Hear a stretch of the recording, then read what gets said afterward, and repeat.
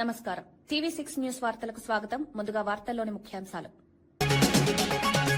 రామతీర్థం గిరి ప్రదక్షిణ మార్గం ప్రారంభించిన పవన్ కళ్యాణ్. శ్రీరామనవమి సందర్భంగా భక్తులకు కొత్త సౌకర్యం.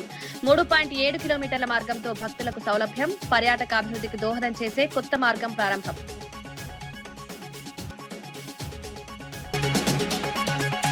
రేవంత్ వ్యాఖ్యలపై బండి సంజయ్ విమర్శలు. ప్రజల్లో విభేదాలు సృష్టించే రాజకీయాలపై ఆరోపణలు. మహిళా రిజర్వేషన్ అంశంపై స్పందన.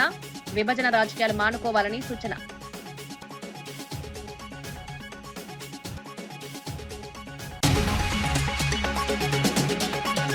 బాధితురాలని పరామర్శించిన మహిళా కమిషన్ చైర్పర్సన్. కాకినాడ ఘటనపై స్పందించిన రాయపాటి శైలజ. బాధితురాలి ఆరోగ్య పరిస్థితిపై సమీక్షించిన అధికారులు. కేసులో నిందితులపై కఠిన చర్యలు తీసుకుంటామని హామీ.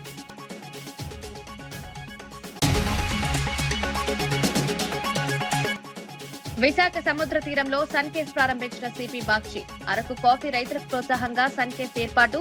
పర్యాటకులకు ప్రత్యేక అనుభూతి అందించి విశాఖలో కొత్త ఆకర్షణగా నిలిచిన కేఫ్.